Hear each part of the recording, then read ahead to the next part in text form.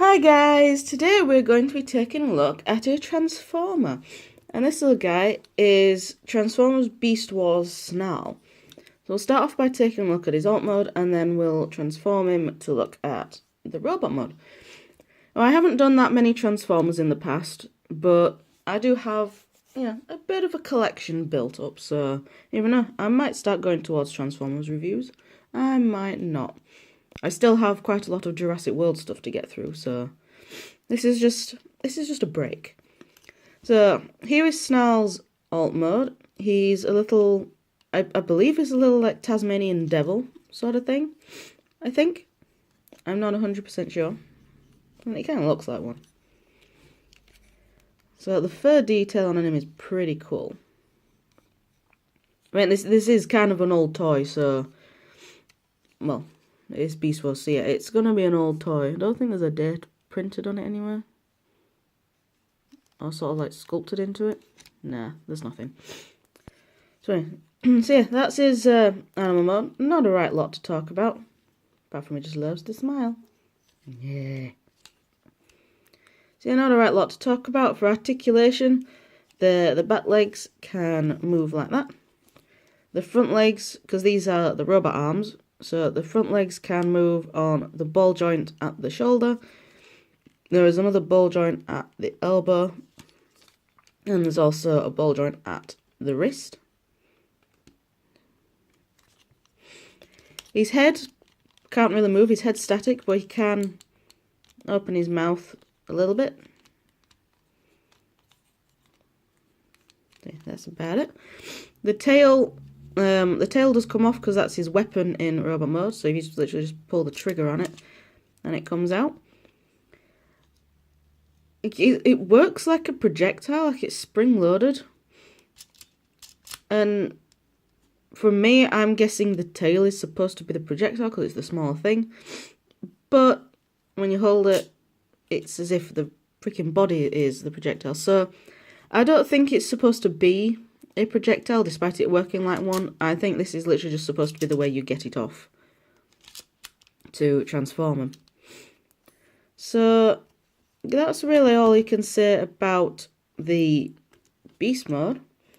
So I'll just pop him to the side and we'll do the size comparisons. Because I'll have to do these twice today. So here he is with the Fox McCloud.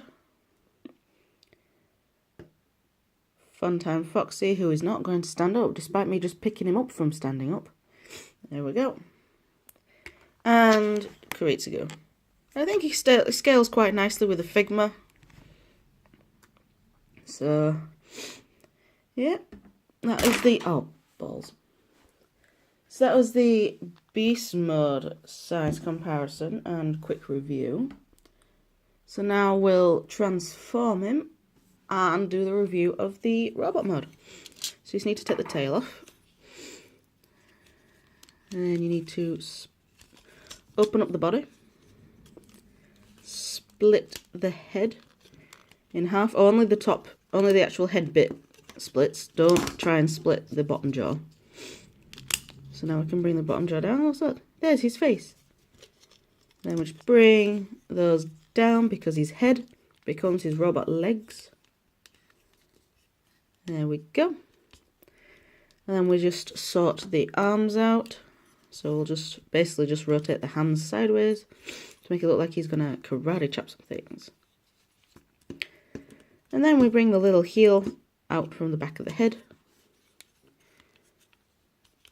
Fold in the animal back legs. This is the bit I really don't like because you got to put a bit of effort into it, and I feel like I'm going to break it one day by doing that.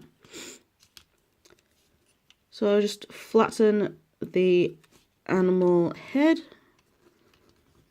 get him stood up straight.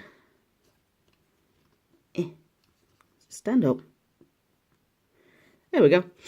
Now to make him hold the weapon, the trigger ends up being just the peg for him to hold it, and then it goes into the little port on either side of his arm, depends on if you want him left-handed or right-handed. I am going to have him right-handed.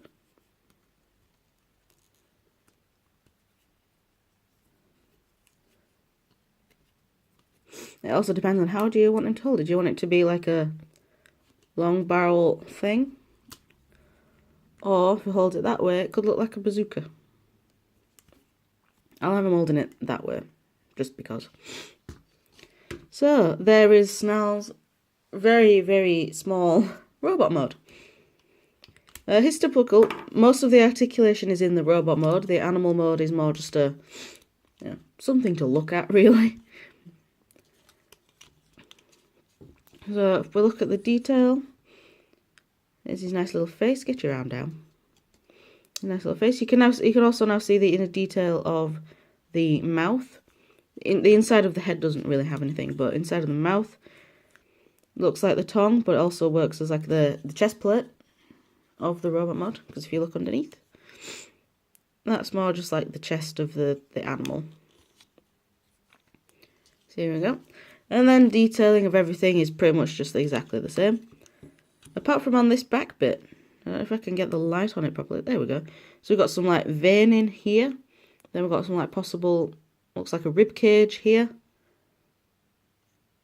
And then we've got like the spine there. Oh, there's the printed text. Does it say on it how old this figure is? 19...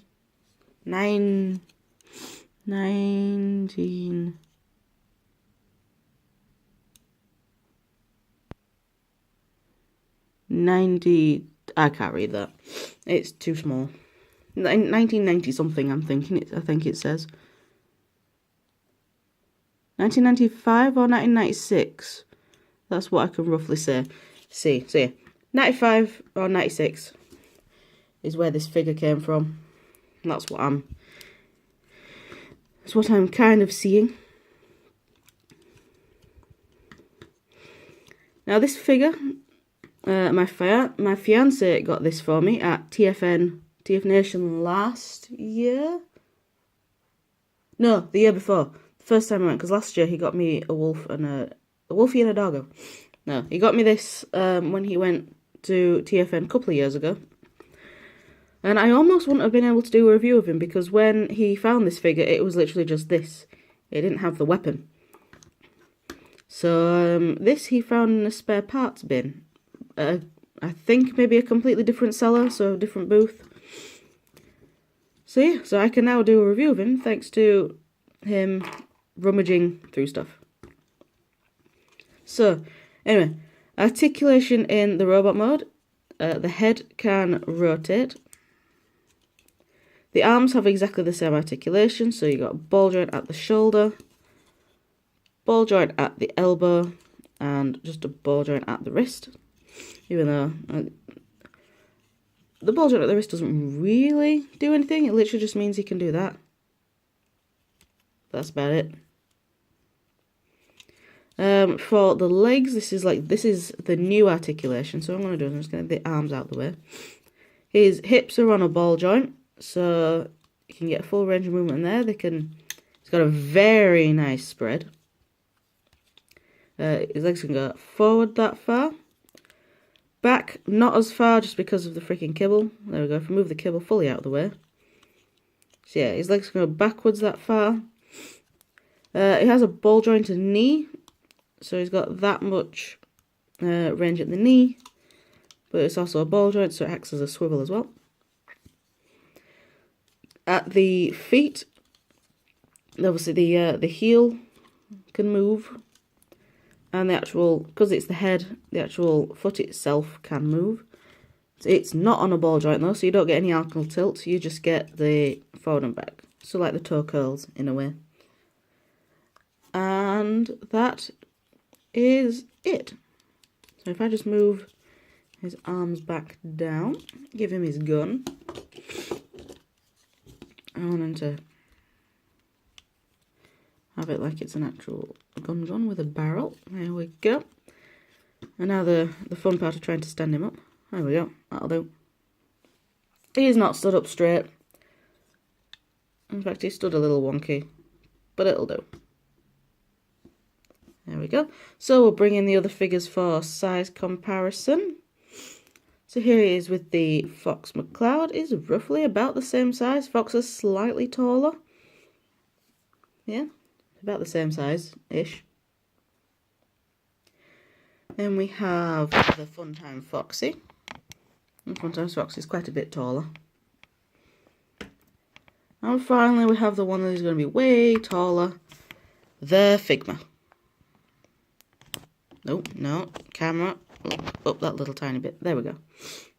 Put him away. So that's that. That's all I can really say about this guy. He's really cool. I can recommend him if you find him for a good price. I'm not sure how much my fiance paid for him. I can't picture it being that much because I mean it's a small figure. I can't picture it being too expensive. If it is, then what the fuck is that seller thinking? Thinking he can get lots of money for it. So yeah, that's about that. So that was my review of Transformers Beast Wars Snarl. Thank you very much for watching, guys, and I shall see you all in the next video, whatever that will be.